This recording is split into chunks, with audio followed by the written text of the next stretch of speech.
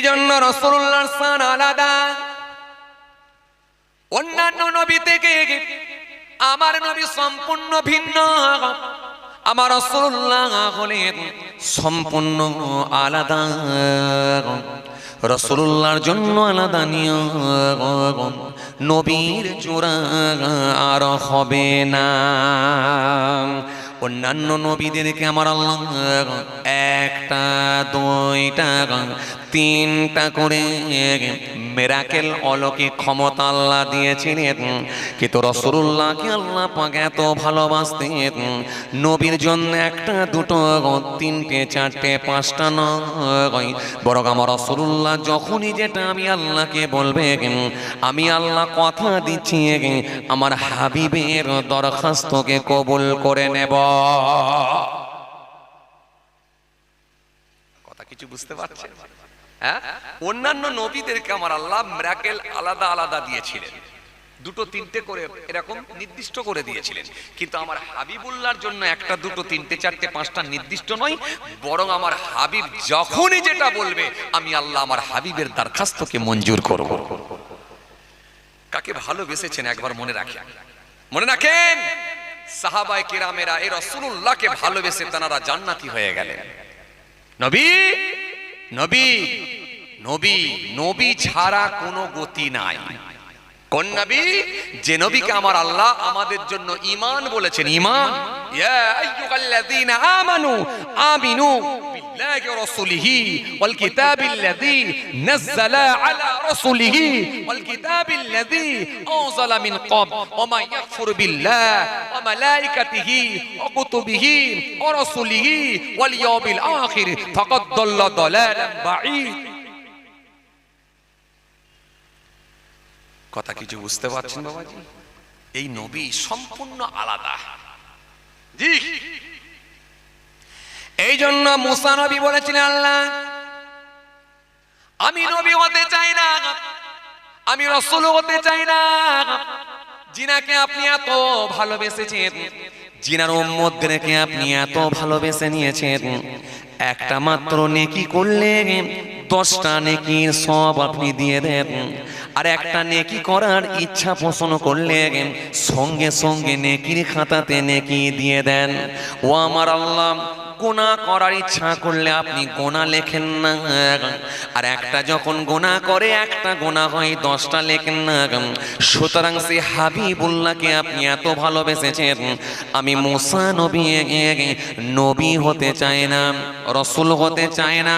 ও আমার আল্লাহ, সে হাবিবুল্লাহ আখিরি নবীর উম্মত হিসাবে আমাকে কবুল করে নেন। আখিরি নবীর উম্মত হিসাবে কবুল করেন। নবী হতে চায় না, রাসূল হতে চায় না আমি। আমার আল্লাহ সেই সময় বলেছিলেন, শোনো মুসা,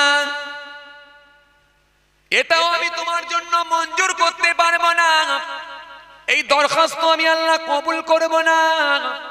কেননা আমি আল্লাহ তোমাকে নবী করেছি, রাসূল করেছি, কালিমুল্লাহ উপাধি দিয়েছি, নবুয়ত দিয়েছি, রিসালাত দিয়েছি, কিন্তু মনে রেখো মুসা, আমার হাবিবুল্লাহর উম্মত হিসাবে কবুল করব না। আর আমার হাবিবের উম্মতদেরকে আমি আল্লাহ যখন বানাবো, তাদেরকে এত ভাগ্যবান করব, এত তাদের সৌভাগ্য হবে, আমার হাবিবের উম্মতের হাবিবের খাতিরেতে আমি আল্লাহ পাক আমার ভালোবাসা যখন একটা নেকি করবে, সঙ্গে সঙ্গে তাদের নেকির খাতা 10টা নেকি দিয়ে দেবা। নবীকে নিয়ে বলছি কেন? রাসূলুল্লাহকে ভালোবেসে যেহেতু আপনারা নবী দিবসের মাস বেছে নিয়েছেন। নবী কে? এই জন্য নবীর ব্যাপারটা সম্পূর্ণ আলাদা। অন্যান্য নবীর থেকে আমার নবী সম্পূর্ণ ভিন্ন, সম্পূর্ণ আলাদা। অন্যান্য নবীদেরকে আমার আল্লাহ একটা, দুইটা, তিনটা করে মিরাকেল অলৌকিক ক্ষমতা দিয়েছিলেন, কিন্তু রাসূলুল্লাহকে আমার আল্লাহ একটা, দুটো, তিনটে, চারটে এরকম ভাগ করে দেন না, বরং আমার হাবিব যখনই যেটা দোয়া করবে আমি আল্লাহ আমার হাবিবের দরখাস্ত কবুল করে নেব। মুসা নবীকে আমার আল্লাহ মিরাকেল দিলেন। লাইটটাকে তো ঘুরিয়ে দেন তো ভাই, উপর দিকে তুলে দেন, চোখে লাগছে বড়। মহাবুদের সঙ্গে দরুদ শরীফ আল্লাহুম্মা খালি উপর দিকে তুলে দেন। ওয়া আলা আলি সাইয়্যিদিনা। মহাবুদের সঙ্গে দরুদ শরীফ আল্লাহুম্মা সাল্লি আলা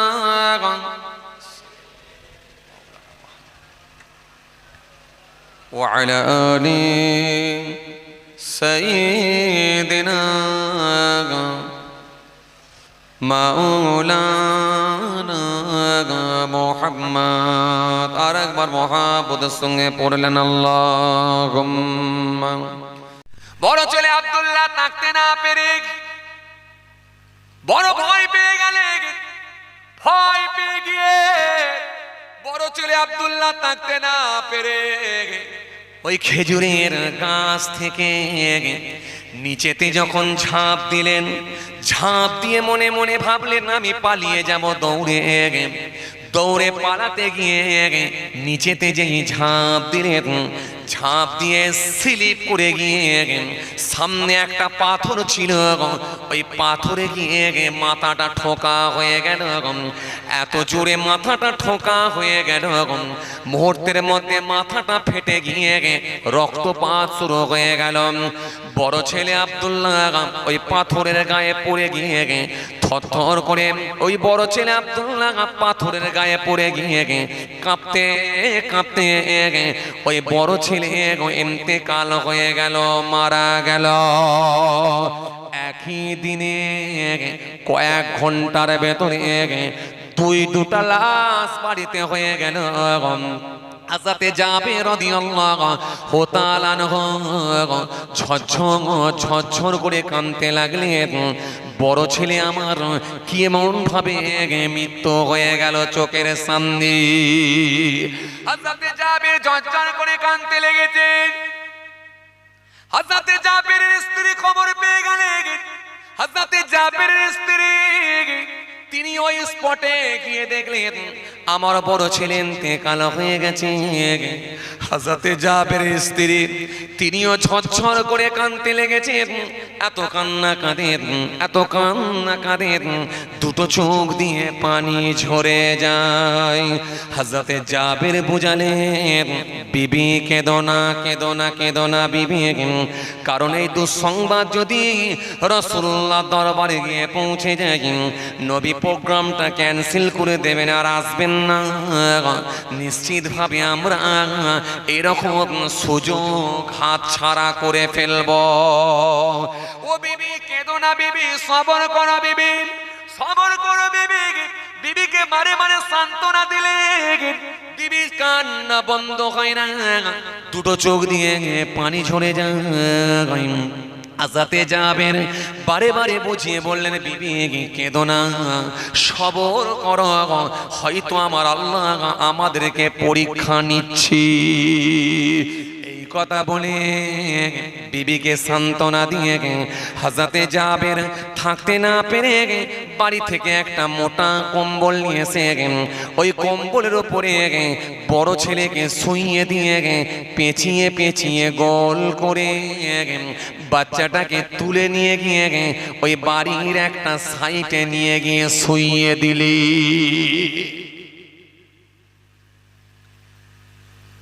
বাড়ির একটা সাইডে নিয়ে গিয়ে যখন ওই বাচ্চাটাকে শুইয়ে দেওয়া হয়েছে, হযরতে জাবের রাদিয়াল্লাহু তাআলা আনহুর মনটা বড় খারাপ, ঝরঝর করে কাঁদছে। কাঁদতে কাঁদতে মনটা খারাপ, আবার মনকে বোঝাচ্ছেন নবী আসবেন, হতে পারে এটা আল্লাহর তরফ থেকে কোনো পরীক্ষা হতে পারে। এই কথা মনে করে তিনি ভেঙে না পড়ে বাড়ির মহালের দিকে ঘোরাঘুরি করছেন। ছাগল জবার স্থানে গিয়ে দেখলেন, হঠাৎ করে তিনি ওই দিকে গেছেন, গিয়ে দেখেন ছোট ছেলেটাও গলা কাটা অবস্থায় পড়ে আছে। হযরতে জাবের রাদিয়াল্লাহু তাআলা আনহু চিৎকার মেরে আবার কাঁদতে শুরু করেছেন। যেই কাঁদতে শুরু করেছেন, নিজের স্ত্রী আহলিয়ার কাছে খবরটা পৌঁছে গেল, তিনি এসে আবার কাঁদতে শুরু করলেন। একই দিনে দুটো লাশ, বড় ছেলে ইন্তেকাল করেছে, ছোট ছেলে ইন্তেকাল।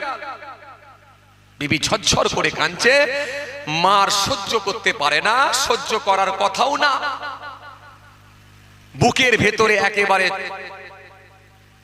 বুকের ভেতরে এমন কাঁপুনি শুরু হয়ে গেছে, এত কম্পন হচ্ছে, একই দিনে কয়েক ঘন্টার ভেতরে দুটো লাশ।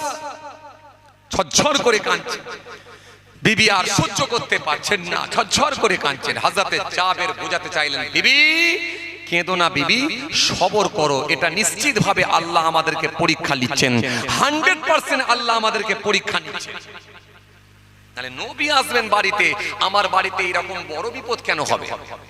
নিশ্চয়ই আমার আল্লাহ আমাদেরকে পরীক্ষা নিচ্ছেন, আর এই পরীক্ষায় আমাদেরকে উত্তীর্ণ হতেই হবে। হযরতে জাবের বাড়ি থেকে আর একটা মোটা বিছানা কম্বল নিয়ে এলেন, নিয়ে এসে ছোট ছেলেকে চাগিয়ে নিয়ে ওই বিছানার উপরে শুইয়ে দিয়ে পেঁচিয়ে পেঁচিয়ে গোল করে নিয়ে তুলে নিয়ে গিয়ে বড় ছেলে যেখানে শুইয়ে রেখেছিলেন পাশেতে গিয়ে শুইয়ে দিলেন। এখনো দাফন হয়নি, কাফন হয়নি, এখনো দাফন হয়নি, এখনো কবর দেওয়া হয়নি। নবী আসছেন, আগে নবীর মেহমানদারিটা হয়ে যাক, তারপরে তার অন্য কাজ হবে। আল্লাহু আকবার। নবীকে কি ভালোবাসা দিয়েছেন একবার ভাবেন, একবার ভাবেন। তখনও পর্যন্ত নবীকে জানাচ্ছেন না যে বাড়িতে এরকম দুটো মৃত্যু একসঙ্গে, তখনও পর্যন্ত জানাচ্ছেন না। আল্লাহু আকবার, কি ভালোবাসা নবীর প্রতি, একবার ভাবেন। হে তরুণিয়া নওজোয়ান যুবকেরা, হে আমার মুরব্বিয়ানেরা, বাবার সুরে কিতাবের মধ্যে পাওয়া যায় আল্লাহ নবীর সাহাবী হযরতে জাবের রাদিয়াল্লাহু তাআলা আনহু চোখ দিয়ে পানি ঝরে যায়, আর বারে বারে তিনি সবর করতে লেগেছেন। বিবি রান্না করছেন, চোখ দিয়ে পানি ঝরে যায়, বারে বারে সবর করতে লেগেছেন।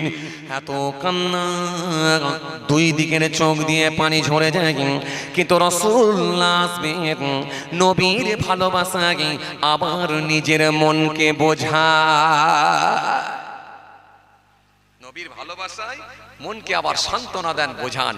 নবী আসছেন, সব থেকে দামি মানুষকে আমরা পাবো, দামি নবীকে আমরা ঘরে পাবো। নবীকে বাড়িতে পাওয়া মানে আমরা ভাগ্যবান, সব কষ্ট ভুলে যাব নবীকে যখন আমরা বাড়িতে পেয়ে যাব। কি ভালোবাসা, কি রাসূলুল্লাহর প্রতি আন্তরিকতা, মহব্বত। নবী আসবেন বাড়িতে, রান্না হয়ে গেল, নির্দিষ্ট সময়ে নির্দিষ্ট টাইমে আল্লাহ নবী উটের পিঠে চেপে হযরতে জাবেরের বাড়ির দরজার সামনে এসে পৌঁছে গেলেন। দরজার সামনে যখন এসে পৌঁছে গেলেন, উটটা গিয়ে বসে পড়ল। হযরতে জাবেরের কাছে খবর গেল, হযরতে জাবের রাদিয়াল্লাহু তাআলা আনহু বাড়ির বাইরে ছুটে ছুটে আসছেন, নবী আসছেন, নবীকে রিসিভ করব, ওয়েলকাম জানাবো, রাসূলুল্লাহ আমার বাড়িতে আসছেন। নবী বাড়িতে আসবেন, ওয়েলকাম জানাবো। হযরতে জাবের দরজার বাইরে চলে গেছেন, উটটা এসে বসে গেছেন। আল্লাহ নবীর কাছাকাছি জাবের পৌঁছে গেছেন, এখনো নবীর কাছে পৌঁছাতে পারেননি, কিছুটা দূরে নবী আছে। হঠাৎ করে দেখা যায় হযরতে জিবরাইল ফেরেশতা এসে হাজির হয়ে গেল।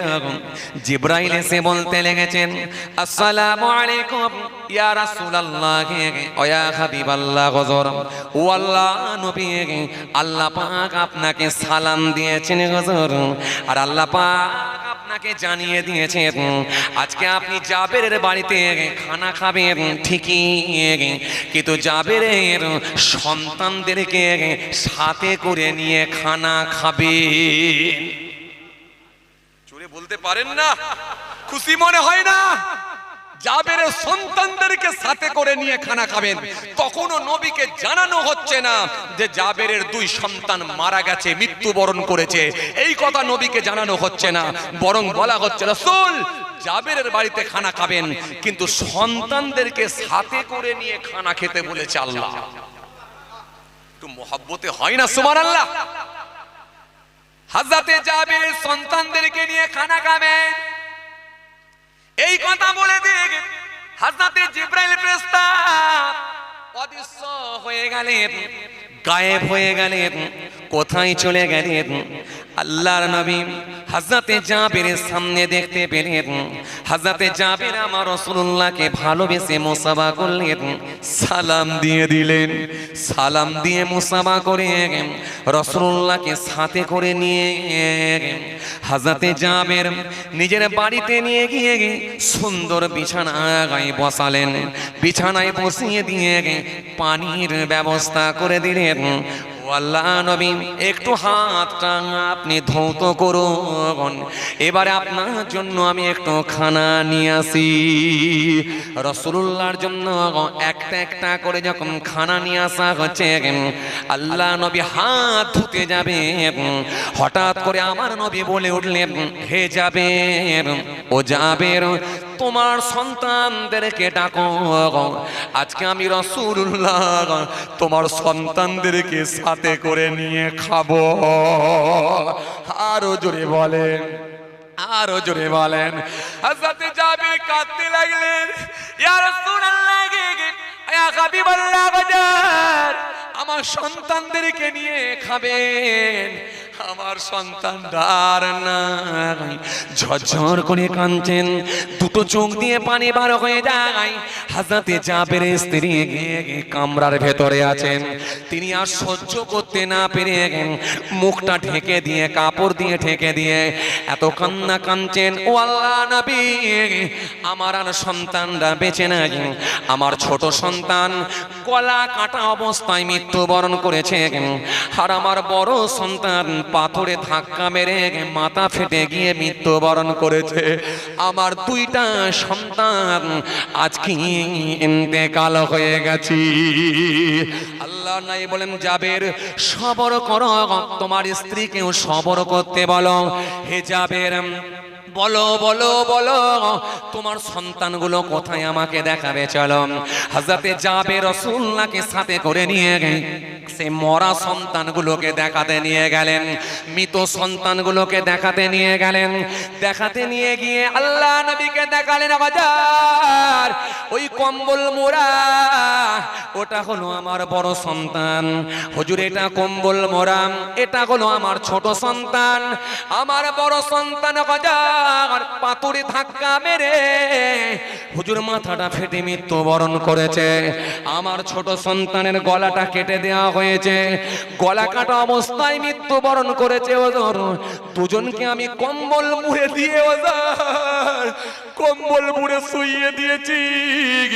ও আল্লাহ নবী আর বেঁচে নাই। আল্লাহ নবী সেই সময় বললেন, জাবের গো, কেঁদো না, কেঁদো না, কেঁদো না, আল্লাহর নির্দেশ হয়ে গেছে, তোমার সন্তানদেরকে সাথে করে নিয়ে খাবার। ও জাবের, চিন্তা করো না, একটু আমাকে সময় দাও।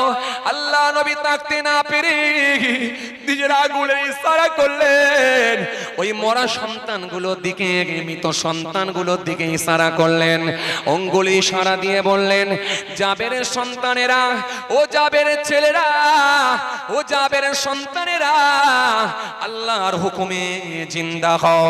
বলার সঙ্গে সঙ্গে ওই 2টা সন্তান, বড় সন্তান উঠে দাঁড়িয়ে গেল, ছোট সন্তান উঠে দাঁড়িয়ে গেল।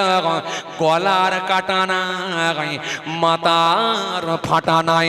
2 সন্তান উঠে গিয়ে আল্লাহ নবীকে সালাম দিয়ে বললেন, ও আল্লাহ নবী, আমাদেরকে কি বলছেন এবারে বলুন। হুজুর, আমাদেরকে কি বলছেন এবারে বলুন। 2 সন্তান জিন্দা হয়ে গেল, এটা রাসূলুল্লাহর জন্য মুজিজা, নবীর জন্য স্পেশাল ক্ষমতা। আমি আপনাকে প্রথমে কি বলছিলাম যে নবীর জন্য সম্পূর্ণ আলাদা ব্যাপার, মনে আছে আপনাদের? রাসূলুল্লাহর সঙ্গে অন্য নবীর সঙ্গেও তো তফাৎ, নবীর সঙ্গে আমার নবীর অনেক তফাৎ, অন্য নবীর সঙ্গে আপনি মেলাতে পারবেন না। জি, আল্লাহ নবী দুই সন্তানকে সাথে করে নিয়ে জাবেরের বাড়িতে বসে বসে খানা খেতে শুরু করে দিলেন। জোরে বলতে পারেন না? একটু মহব্বতে হয় না? এটা নবীর জন্য স্পেশাল, এই নবীর তুলনা হয় না। নবীর যত শুনবেন আপনার মন চেঞ্জ হয়ে যাবে, নবীর প্রতি ভালোবাসা আন্তরিকতা আরো বেড়ে যাবে। চলুন এবারে একটা কথা বলি। আচ্ছা, বড় সন্তান তিনিও নাবালক বাচ্চা শিশু মানুষ ছিলেন, তাই ছোট সন্তানের গলায় ছুরি চালিয়ে দিয়েছিলেন। তো বড় সন্তান যদি জানতেন যে ছোট সন্তানের গায়ে, ছোট ভাইয়ের গলায় যদি ছুরি চালিয়ে দেয় ওরা মরে যাবে বা মৃত্যুবরণ করবে, তাহলে কি আর বড় সন্তানটা গলায় ছুরি চালাতো? আরে কথা বলেনি, কেন চালাতো? চালাতো না। আর ছোট সন্তান যদি জানতো আমার গলায় ছুরি চালিয়ে দিলে আমি মৃত্যুবরণ করব, মারা যাব, সে কি আর লম্বা হয়ে শুয়ে পড়তো? আরে কথা বলেন, পড়তো? পড়তো না। আচ্ছা, এবারে আপনারা বলেন, এই যে ছুরি চালিয়ে হত্যা, এই হত্যা আজকে পৃথিবীর জমিনে, বাংলার জমিনে, ভারতবর্ষের জমিনে আজকে বর্তমানে বেশি হচ্ছে না কম হচ্ছে? বাবা, এই কথা বলেননি কেন আপনারা? বেশি হচ্ছে না কম হচ্ছে? আচ্ছা, যারা একে অপরকে যে জবাহ করে দিচ্ছে বা হত্যা করে দিচ্ছে, এগুলো কি নাবালক শিশু দ্বারা হচ্ছে নাকি না সব মোটামুটি জাননেওয়ালা ব্যক্তি সবই বোঝে জেনে বুঝি হচ্ছে? জেনে বুঝে হচ্ছে তো নাকি? তার মানে শিশু মানুষের কাজ নয়, যারা করছে সব জেনে বুঝি হচ্ছে। তার মানে হত্যা আজকের দিনে তুলনামূলক ভাবে অনেক বেশি, কথা বলে না, বেশি বেড়েছে, হচ্ছে। এই কয়দিন আগের ঘটনা আপনাদের জানা আছে, ভাইরাল খবর, ক্যানিং এর জমিনে দেওর তার ভাবির মুন্ডু কেটে নিয়েছে। এই ঘটনা আপনাদের অনেকেরই জানা আছে। দেওর তার ভাবির মুন্ডু কেটে নিয়ে মাথার চুলের মুঠি ধরে হাতে করে নিয়ে যে থানায় আত্মসমর্পণ করেছিলেন। তিনি বলেছিলেন আমি মুন্ডু কেটেছি। তার মানে বিশাল একটা ব্যাপার, বিরাট একটা পালোয়ান না হলে হয়? থানায় গিয়ে আত্মসমর্পণ করছে, অনেকে ভয়ে পালিয়ে যায়, আবার থানায় গিয়ে আত্মসমর্পণ করে দেখাচ্ছে আমি পালোয়ানের দ্বারাই সবই সম্ভব। কথা বলে না, কথা বলছেন না কেন? হ্যাঁ না কিছু বলেন না রে বাবা।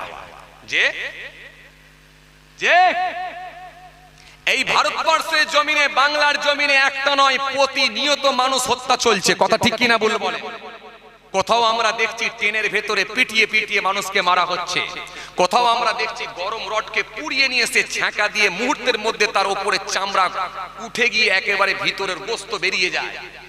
মুসলমান ভালো করে শোনেন, কোথাও আমরা দেখছি সাপকে লাঠি পেটা যেমন করা হয়, তার থেকে ভয়ঙ্কর ভাবে মানুষের উপরে প্রহার করে মানুষের মৃত্যু দেওয়া হচ্ছে। আরে কথা বলছেন না কেন? কোথাও আমরা দেখছি বড় তরোয়াল নিয়ে এসে মানুষের উপরে মারতে মারতে মারতে মারতে মুহূর্তের মধ্যে একটা মানুষকে মেরে দেওয়া হচ্ছে। খালি মানুষ মানুষ মানুষ, খালি ধর্মটা আলাদা, এটাই সমস্যা। ভাবতে অবাক লাগে আজকে কোথায় আমরা বসবাস করছি, কোন ভারতে বসবাস করছি। আই রে হাই, আমি চিন্তা করে দেখলাম এই রকম ভাবে তো আগে হতো না। এই 10 বছর 7 বছরে এত বেশি মার্ডার হচ্ছে কেন? তখন বুঝতে পারলাম একটা হলো ইহকাল আর একটা হলো পরকাল।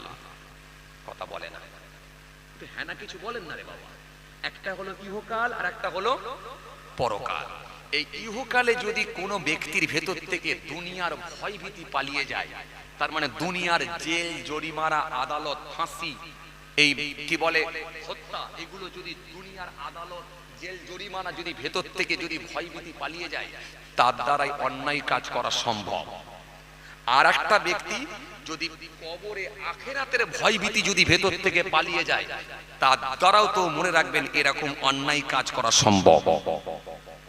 চিন্তা করে দেখলাম যারা এই রকম অন্যায় কাজগুলো করছে তারা পরকালকে বিশ্বাস করে না। পরকালকে যখন বিশ্বাস করে না, তার মানে ওই দিকে তো যাচ্ছেই না। এবারে ইহকাল, এই ইহকালে এই যে পৃথিবীর জমিনে জেল জরিমানা ফাঁসি যদি তাদের ভেতর থেকে যদি ভয় ভীতিটা পালিয়ে যায়, তার মানে মার্ডার করাটা তাদের কাছে কোনো ব্যাপারই নয়। কারণ যখন কোনো মানুষ মার্ডার করার প্রস্তুতি নেয়, সে জানে আমি একটা দলের সঙ্গে যুক্ত আছি, আমার দলের কর্মীরা যারা আছে বা আমার দলের সহকর্মী যারা আছে বা আমার দলের যারা নেতৃত্ব আছে, নিশ্চিতভাবে আমি মার্ডার করলেও জেল হলেও কিন্তু আমাকে অল্প দিনের মধ্যে আমার জামিন করিয়ে নেবে এবং গলাতে আমার মালা দিয়ে বরণ করিয়ে নিয়ে আসবে। আরে কথা বলছেন না কেন? হ্যাঁ না কিছু বলেন না। যখন সে জেনে যাবে যে জামিন আমার নিশ্চিত, তখন জানবেন তার অন্যায় কাজের দিকে ধাবিত হওয়াটাও তার দ্বারাই কোনো সমস্যা নাই। তো সুতরাং ভাইরা আমার, বন্ধুরা আমার, খেয়াল করেন, এই জন্য আজকের দিনে এই বড় বড় অন্যায় কাজের সঙ্গে যুক্ত হয় মানুষ, তাদের পেছনে একটা দল থাকে বলে, সাপোর্ট আছে বলে তারা মনে করে আমাদের দ্বারাই অন্যায় হলেও কিন্তু আমার দলের যারা কর্মী আছেন বা দলের যারা নেতৃত্ব আছেন তারা আমাদেরকে জামিন করিয়ে নেবে, যার কারণে ভেতর থেকে ভয় ভীতিটা পালিয়ে গেছে। ও মুসলমান, ভালো করে শোনেন, এই ইহকালে যদি আমরা ন্যায় বিচার নাও পাই কিন্তু পরকালে আল্লাহর দরবারে বিচার পেতেই হবে। কথা ঠিক কিনা বল বলেন? কেন? আমার আল্লাহ বলেন আহকামুল হাকিমিন, উত্তম বিচারক। উত্তম বিচারক, উত্তম বিচারক কেমন? খুব ভালো করে শোনেন। কোন মানুষ যদি একটা মার্ডার করে, খুব ভালো করে শুনবেন, কোন মানুষ যদি একটা মার্ডার করে, ওই ব্যক্তিটাকে যখন দোষী